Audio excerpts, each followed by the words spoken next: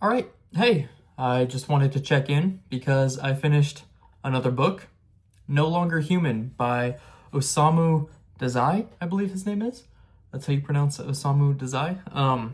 He is a Japanese author from, he wrote this in the 50s, and it was obviously translated over to English so that us Westerners can read it. This is a pretty wild book in terms of the feelings it makes you feel. So I'm just going to jump right into it. This story is about a Japanese man named Yozo who comes from a wealthy family, and he has a really hard time relating to other people in terms of just even basic humanity things. He doesn't feel for emotions the way that other people feel, and he has a really hard time connecting with others. He always feels like he's putting on sort of a performance for everybody.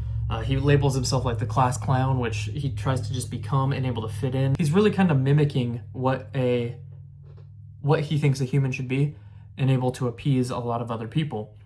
This kind of works for him in terms of getting along in life, but it doesn't really work on the deeper emotional level, and it doesn't really hold any real weight in him, if that makes any sense.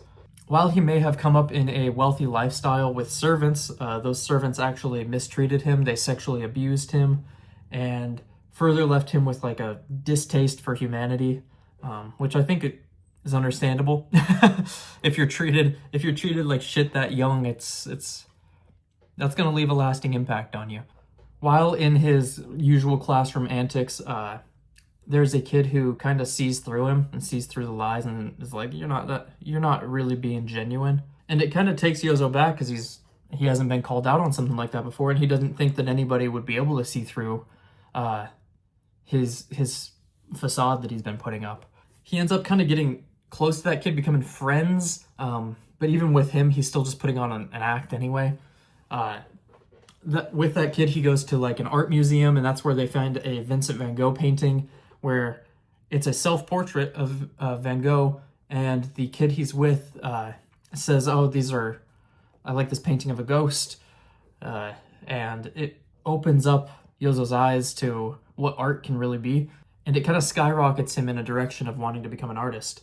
So fast forward a number of years, and he's in art school, he's in college. He meets this man who becomes a friend of his, and he's not a good influence. He gets Yozo into alcohol and drinking and whoring, in terms of just meeting girls at the bar. And there's a lot of women are kind of attracted to Yozo. They're attracted to his falsities that he's putting out there, and he tends to be pretty good in the public because he's just mimicking what he sees as good emotion. So he's not really letting himself interfere with his human relationships, which is a weird way to look at it.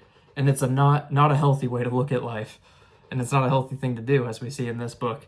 While he's in college, his father ends up selling the townhouse he was living in, cuts him off from all of his allowances, and Yozo, for the first time in his life, is poor, and it leads him down a worse rabbit hole of drinking more, whoring more. He isn't really showing up to class. He still passes his classes and stuff because he's a smart dude, but he doesn't really have to try. He never has had to really try in his life. When he was younger, he was sick a lot and he missed school a lot, but he would still become top of his class. He was just that kind of kid. A really smart, but emotionally detached person. While he is poor, he goes to a bar still, and he tells the bartender, I don't have any money. She still gives him a drink anyway. They end up talking. She takes him upstairs. They kind of fall in like a little bit of a love, and they decide to kill themselves together. So him and this girl end up jumping into a river together, and he lives and she dies. So he ends up getting charged for being an accomplice to a suicide, and he gets on this, I think it's called a guarantor or something, but it's essentially a person who looks over him outside of the prison system and makes sure he's mentally okay, tries to get him on the right track. That guy is named Flatfish throughout the book, I guess because of the way he looks. Yozo's with him for a bit, and he gets annoyed because Flatface is trying to point him in a different direction than what Yozo kind of wants, and so he tries fleeing that situation. He ends up finding this woman that already has a daughter, and they fall in love, as close to love as Yozo can get, I guess. I don't really truly think Yozo has ever felt love, and doesn't feel love throughout this whole book, but it's the closest he's gotten so far. And things are going pretty well with her. He ends up getting with Flatfish again and the girl, and they kind of decide marriage would be best for them. Before they end up going through with the marriage, the daughter of the other girl says something about missing her real dad, and that strikes a chord with Yozo, and he just walks out of the relationship. He doesn't want any part of it because it brings him back to just feeling like a false person, where he already feels false, and now he can't even feel false in this. He can't even feel real in this relationship. So he walks out of the relationship. He does end up meeting I think she was 17. It was a younger girl who's a virgin, and it's his first time being with a virgin, and they end up marrying at the request that he doesn't drink anymore. He struggles with this a few times, kind of goes through relapse periods. He does well for a while until his buddy comes back to town, and they go out again, and they're drinking, and when he comes back, he sees that his wife is being raped, and he does nothing to stop it. He doesn't really feel for it. When he goes in and talks to her about it, she said that he seemed like a trusting dude, and Yozo gets upset with her for being so trusting. He has no way of feeling for people. He never has his whole life, and he's more of a logical thinker in that sense, I suppose.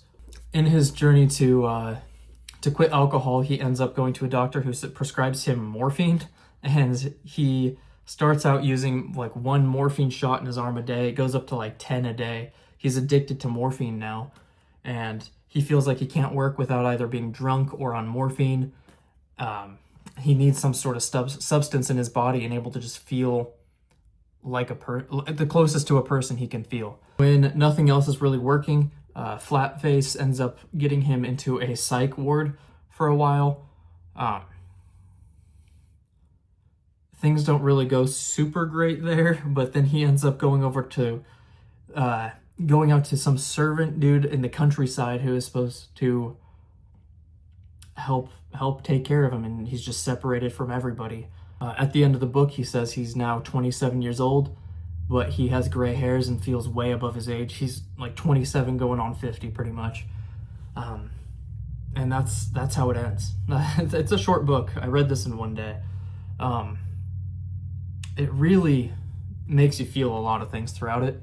I wouldn't say that this is a dark novel by any stretch of the imagination. I don't think the themes are dark feeling. They just feel really real. It feels very much like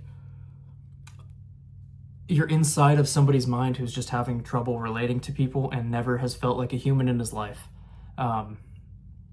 It's sad, but it's not dark. It doesn't make you feel icky, if that makes sense. It makes you think.